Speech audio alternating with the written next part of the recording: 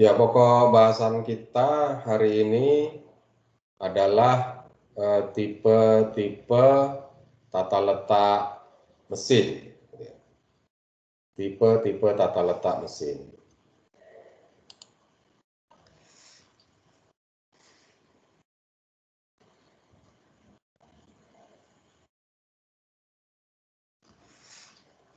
Nah, ada 5 tipe-tipe tata letak mesin. Yang pertama, product layout atau tata letak produk. Yang kedua, proses layout, tata letak proses. Yang ketiga, fixed position layout atau tata letak posisi tetap. Dan yang keempat, tata letak grup teknologi. Terakhir, hybrid layout. Kita akan bahas satu persatu. Jika kita perhatikan dari namanya, maka saudara akan bisa menduga atau memperkirakan bagaimana bentuk fisik ya dari produk layout atau proses layout atau fixed position layout atau grup teknologi layout maupun hybrid layout. Kalau hybrid dari namanya tentu tata letaknya itu hybrid, gabungan, kombinasi.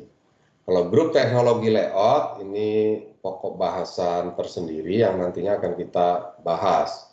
Tetapi grup teknologi ini merupakan bentuk khusus dari tipe-tipe tata letak produk maupun proses. Nah, yang paling menarik itu adalah product layout dan proses layout yang paling sering akan kita temui.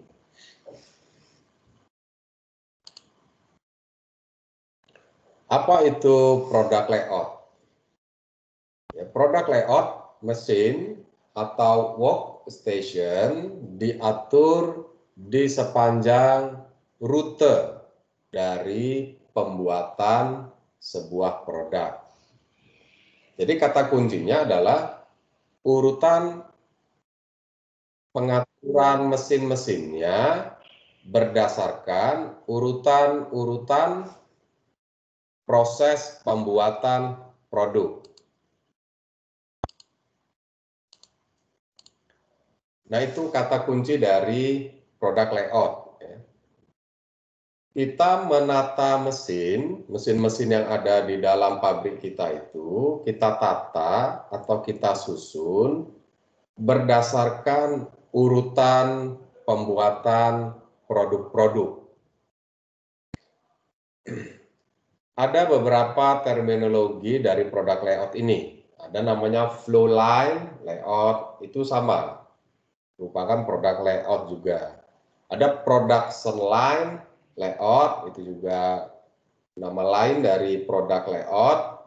Ada assembly line layout, ada layout by product. Ini nama-nama lain dari product layout. Diingat bahwa ciri dari produk layout ini, kita menyusun mesinnya berdasarkan urutan proses pembuatan sebuah produk. Nah, contoh di perakitan mobil itu bentuk dari produk layout, gitu ya. Contoh membuat atau pabrik semen itu produk layout. Pabrik pupuk di Pupuk Sriwijaya di Pelaju di Palembang itu produk layout. Pabrik pengolahan minyak sawit itu produk layout. Nah, berikutnya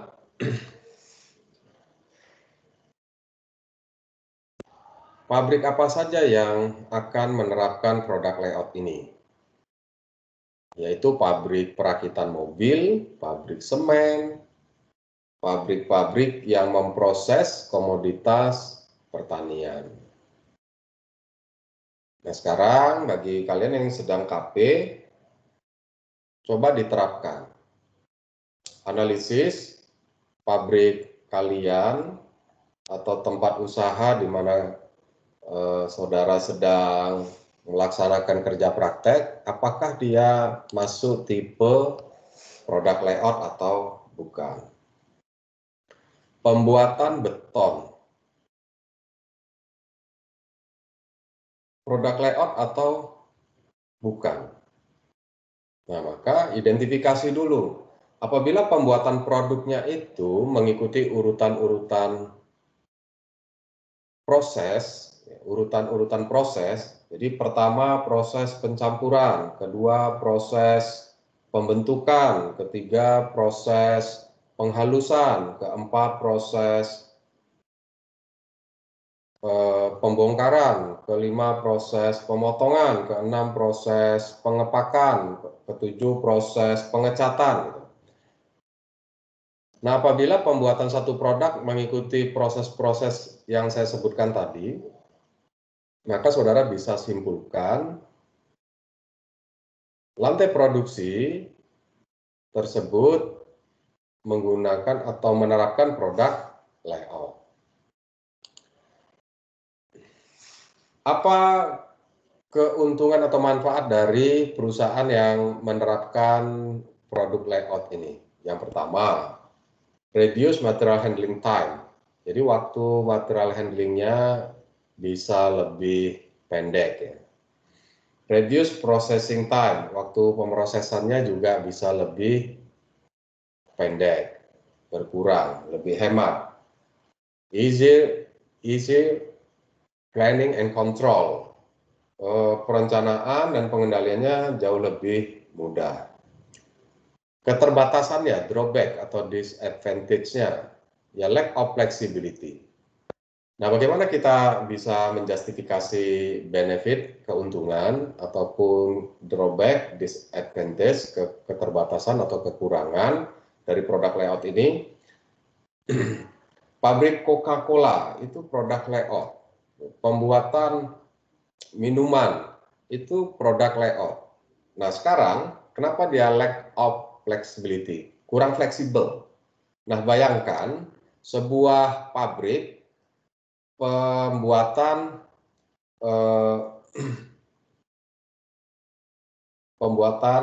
mobil lah ya seperti yang saya contohkan. Ayo aduh. Kasapang sila.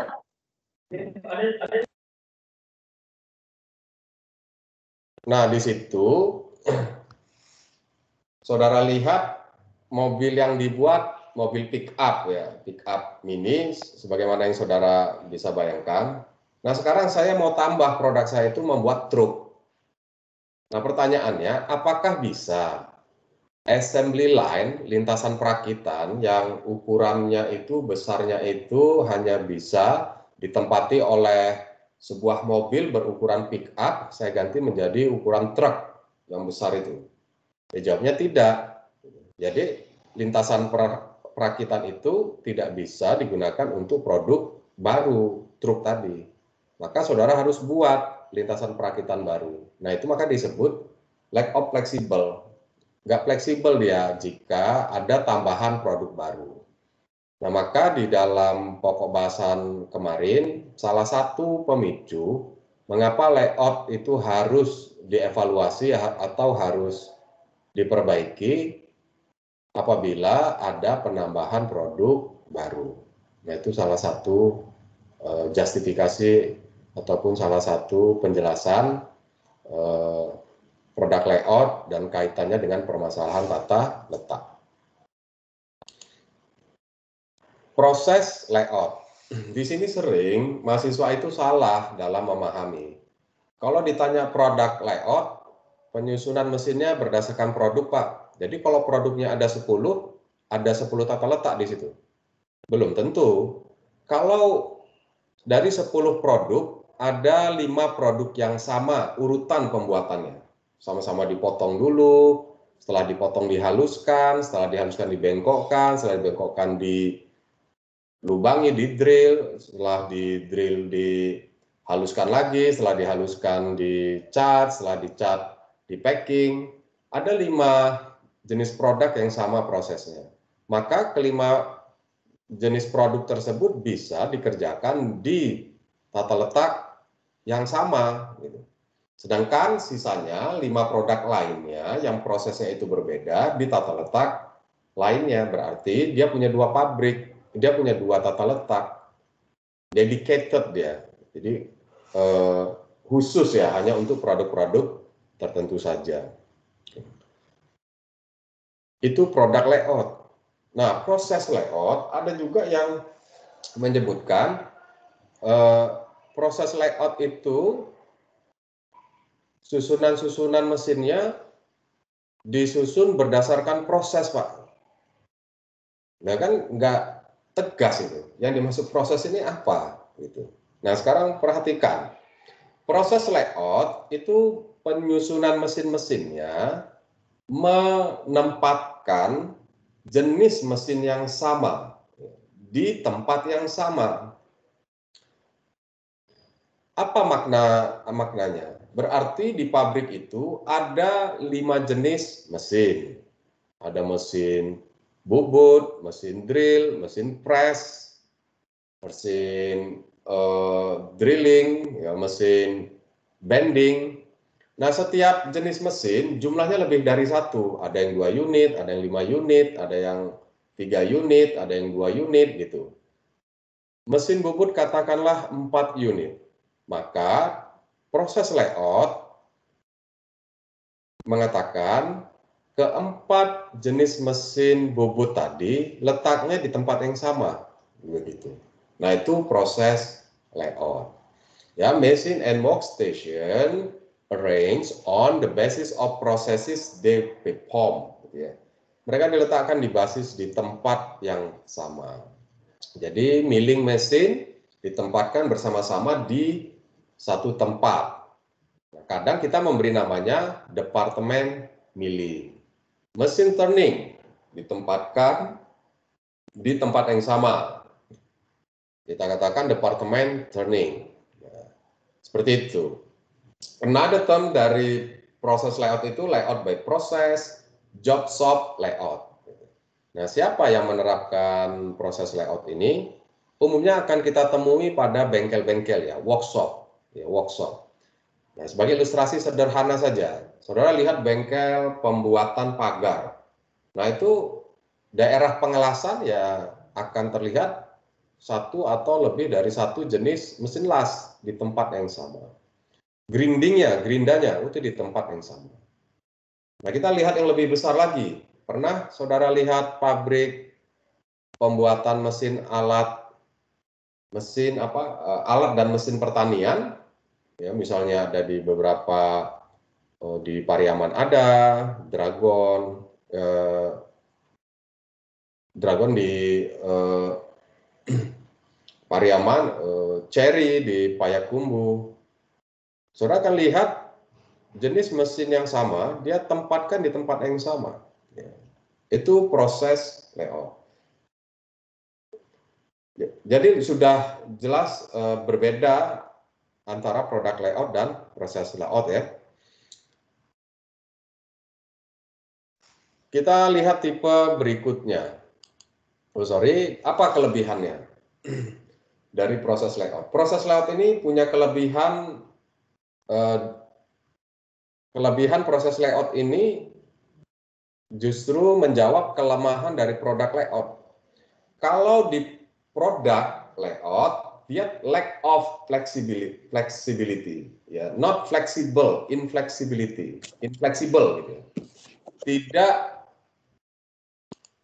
fleksibel.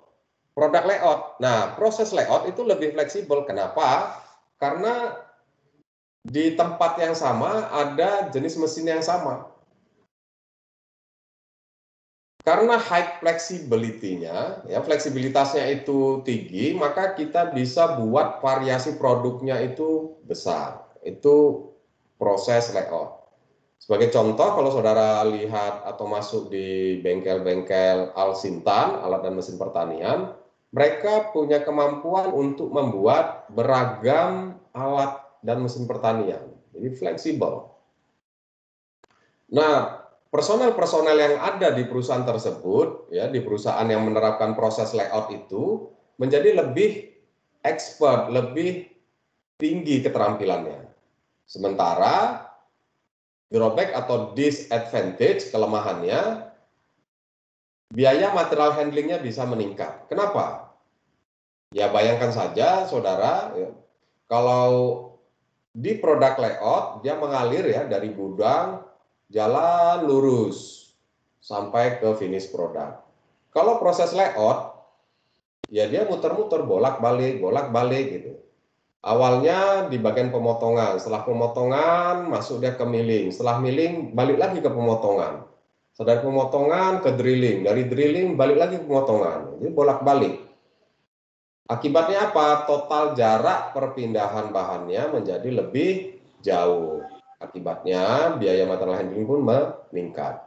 Traffic congestion. Ya kalau saudara masuk ke dalam pabrik yang menerapkan proses layout, wah itu ngalur ngidul itu pergerakan material handlingnya, sana sini, sibuk sekali.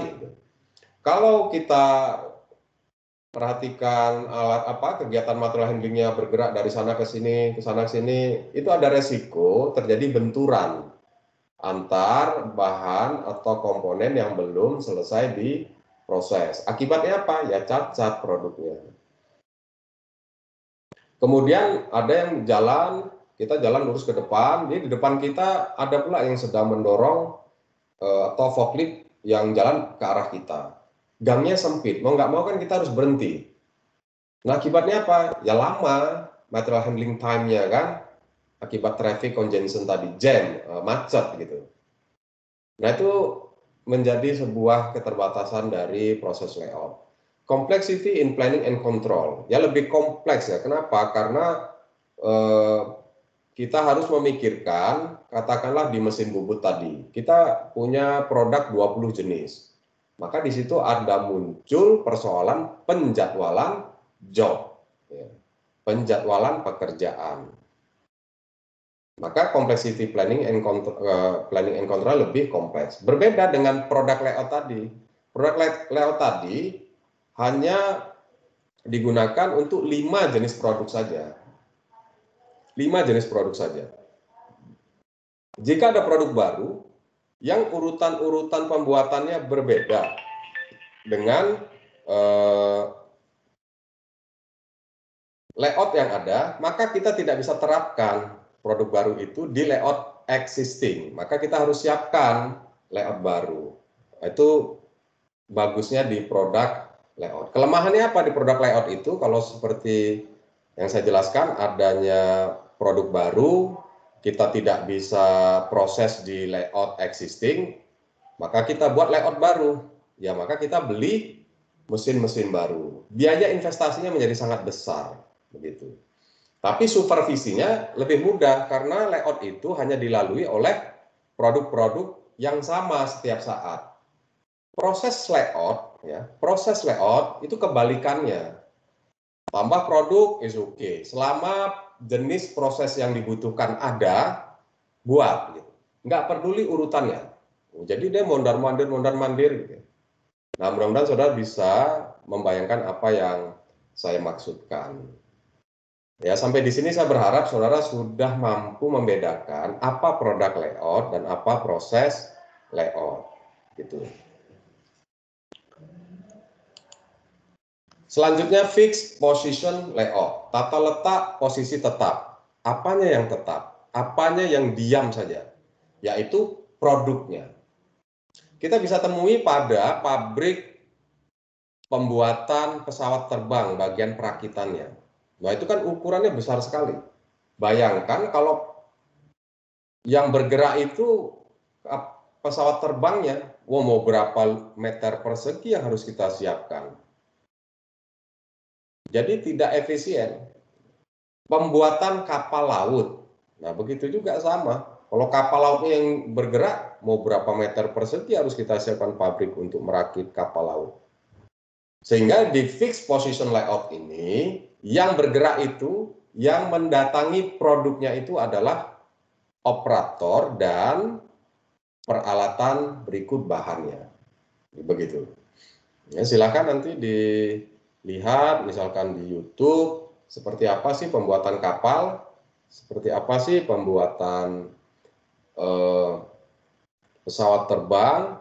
Nah, jika saudara sudah lihat, itu berarti fixed position layout. Material, operator, peralatan yang bergerak, yang datang. Gitu. Pembangunan rumah itu juga termasuk kategori fixed position layout, ya kan? Pembuatan produk-produk yang sangat besar sekali dan berat, ya. Misalkan membuat boiler di pabrik, itu fixed position layout. Gitu. Apa sih benefitnya? Less chance for damage.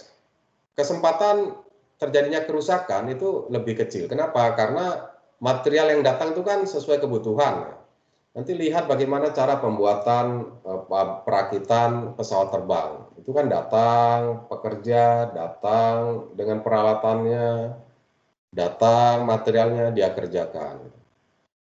Jadi lebih rapi, nggak sibuk, tidak terjadi kemacetan, ya. Sehingga kemungkinan untuk terjadi kerusakan terhadap produk itu sangat kecil atau menurun.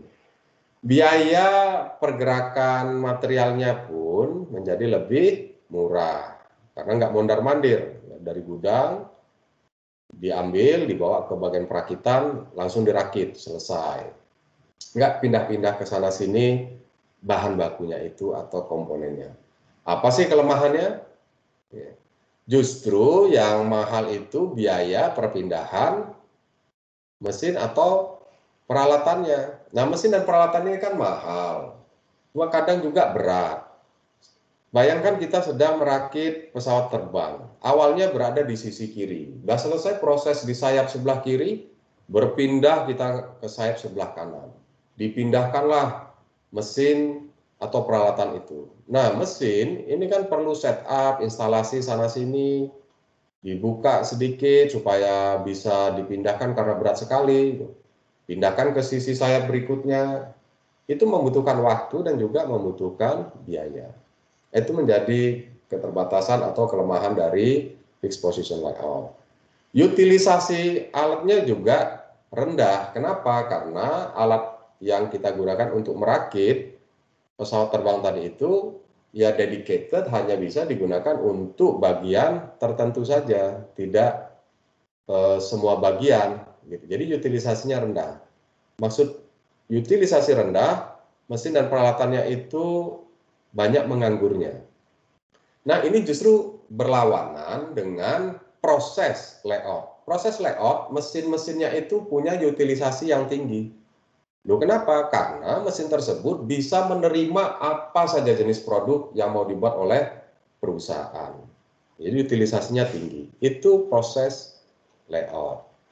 Ya, sampai di sini saya berharap saudara sudah mampu membayangkan, dan jika diberi kasus, saudara bisa langsung memutuskan, oh ini tipenya produk layout, oh kalau ini proses layout, oh kalau itu fixed position layout. Baik, saya lanjutkan. Ada namanya Group Technology Based Layout. Ini memang pokok bahasan khusus, ya, di waktu yang khusus kita akan bahas, tapi saya akan sampaikan secara umum terlebih dahulu. Bahwa grup teknologi itu adalah sebuah teknik mengumpulkan produk-produk yang mirip menjadi satu produk family, ya, menjadi satu produk family. Atau mesin-mesin yang nantinya akan berproses untuk produk yang membutuhkan proses-proses mereka, itu akan dikelompokkan menjadi satu. Kalau di dalam proses layout, di dalam satu departemen isinya jenis mesin yang sama, mesin yang sama. Sedangkan dalam GT dalam satu departemen isinya beberapa jenis mesin, di mana jenis-jenis mesin tersebut adalah mesin yang dibutuhkan untuk memproduksi produk-produk tertentu. Jadi mirip seperti produk layout GT ini. Kumpulan dari mesin-mesin yang berbeda tadi di tempat yang sama. Itu dikenal dengan istilah manufacturing cell atau cell manufacture. Apa benefit dari tipe tata letak ini?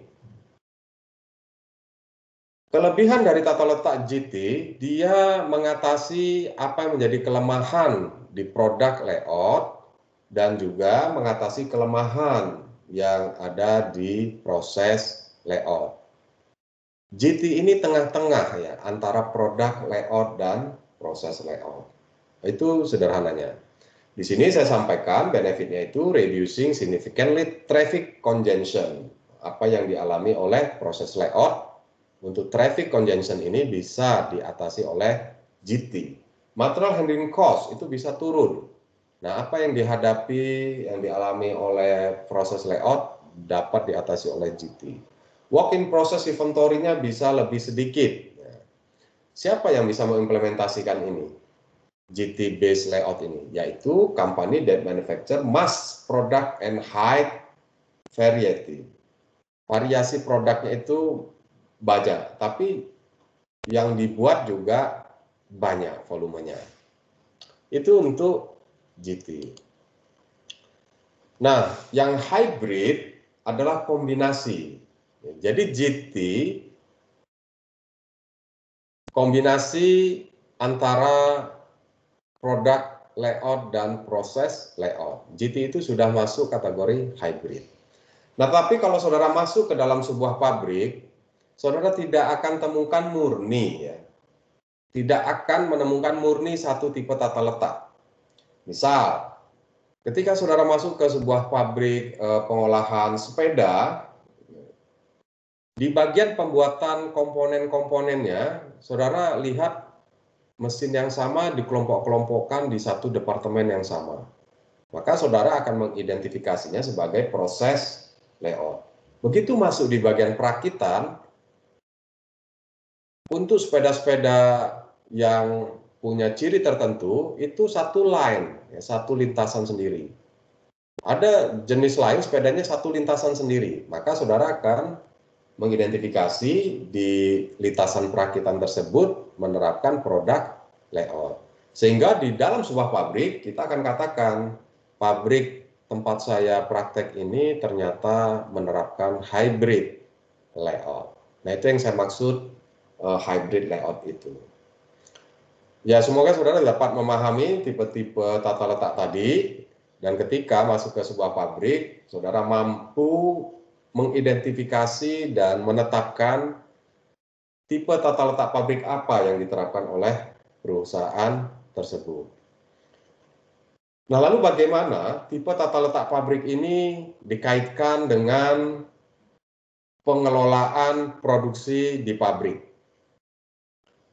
Di pabrik ada namanya memproduksinya itu continuous flow shop. Contohnya apa nih? Continuous flow shop ini pupuk, zat-zat kimia, di mana mereka memproduksinya itu mass production, dan mass production ini make to stock, ya, make to stock, yaitu produk-produk yang fungsional seperti obat-obatan, ya kan? Nah, maka tipe tata letaknya yang continuous flow shop, ya, cara memproduksinya itu, di mana produk positioningnya make to stock, kita akan pengelolaan pabrik tersebut, ya, pabrik tipe ini cocok menerapkan produk layout. Kemudian ada juga namanya dedicated repetitive flow shop. Ini hampir sama saja kategori dengan flow shop, ya, dedicated repetitive flow shop. Jadi itu saja proses produksinya, ulang-ulang. Ya, dia make to stock sama, dan layoutnya produk layout. Kemudian ada yang di flow shop itu batch, ya.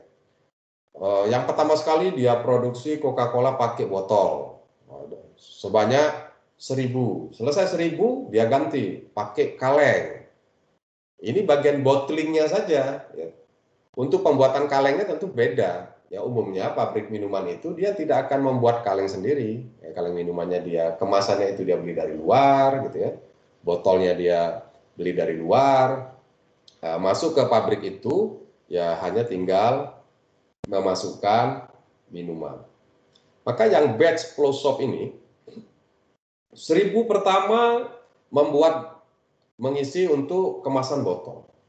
Selesai 1000, masuk yang kaleng. Kaleng ini mungkin sampai 2000. Selesai kaleng 2000, masuk lagi yang pembuatan minuman tehnya. Maka ada proses setup dulu, dibersihkan bagian-bagian itu supaya tidak tercampur aroma atau rasa dari cola tadi ke dalam soda tadi ya, ke dalam kemasan teh. Kemudian diisi tehnya dan diisi kemasannya. Itu kita sebut batch close shop. Nah, ada dua kemungkinan product positioning-nya. Bisa make to stock, bisa juga assembly to order. Artinya apa? Kalau kita perhatikan pada pabrik manufaktur, kita stok komponen-komponen. Nah, datang nih customer, tolong saya buatinlah sepeda motor bebek, di mana sayapnya itu sebelah kiri warna pink, sebelah kanan warna hitam. Tolong bagian stangnya itu warna merah, kursinya, tempat duduknya itu yang dari baja saja, aluminium saja, nggak usah dikasih busa. Mungkin pantatnya empuk dia nih, nggak perlu pakai busa seperti yang biasa kita pakai. Tolong pegas belakangnya itu nanti dikasih warna merah ya. Jadi variasinya banyak yang diminta oleh pelanggan ini, konsumen ini. Itu yang kita kenal namanya customisasi, ya, customize produk. Maka kita tidak boleh menolak karena ini adalah peluang bisnis. Saudara ambillah stok, saudara punya variasi-variasi komponen-komponen sebagaimana yang diminta oleh customer tadi, saudara rakitlah. Dia rupanya pesannya nggak tanggung-tanggung. Oh, saya mau pesan 20. Wah, ini banyak sekali nih mas. Kenapa kok pesannya banyak? Saya ini ketua geng motor ini. Ini khas dari warna geng motor saya. Nah, itu selesai saudara rakit 20 unit, itu disebut satu batch. Datang pula lagi order dengan variasi yang berbeda. Nah, itu disebut assembly to order ya. Kita akan menyelesaikan komplit atau finish produk itu melalui proses perakitan. Ordernya datang dulu baru dirakit. Yang kita stok adalah komponen. Maka tipe layoutnya bisa product layout dan bisa juga group teknologi. Next, ada yang mix model repetitive flow shop, mungkin campuran antara continuous flow shop dengan batch, gitu ya, makanya disebut mix. Di mana product positioning-nya make to stock ataupun assembly to order, ATO, assembly to order. Layout types-nya product layout or group technology. Selain flow shop, kita akan temukan namanya job shop. Job shop ini umum kita temui pada workshop, misalnya di PT Semen Padang ada workshopnya. Kalau saudara berkunjung ke sana, itu tipe produksinya adalah job shop, tipe pabriknya atau pengelolaannya job shop. Dan product positioningnya make to order, dia tidak akan buat sebelum ada order. Lalu apa yang dia stok? Bahan baku.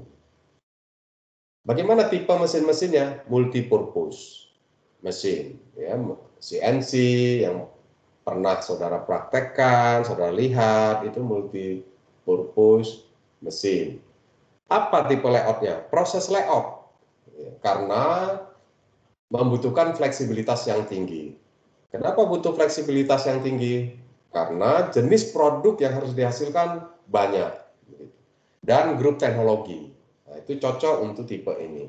Dan yang terakhir fixed site. Ini fixed position layout. Ya. Ini cocok untuk engineer to order, ya. Engineering to order. Apa sih contohnya? Ya tadi, pembuatan pesawat. Pesawat itu bukan make to order, tapi engineering to order. Bagaimana prosesnya? Customer datang, menelepon Anda. Saya ini orang kaya di kampung saya dan ingin punya pesawat. Pesawat saya itu harus berisi 6 orang saja. Di dalam pesawatnya ada TV-nya, bisa main golf, bisa main biliar, bisa karaoke, tapi dilengkapi dengan persenjataan anti pembajakan, anti penyerangan. Itu adalah requirement.